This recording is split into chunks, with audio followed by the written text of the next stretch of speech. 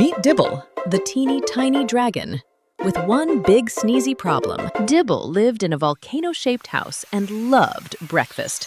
But there was just one problem. Achoo! Every time he sneezed, poof, fire everywhere. He toasted his toys, roasted his fridge, and even melted his mom's phone. Maybe you need the magic scarf, Dibble. I heard the Yeti in Snowy Mountain knits sneeze-proof ones. Let's go before I achoo! Ah, a sneezy dragon. I've got just what you need. Let's try it. Achoo!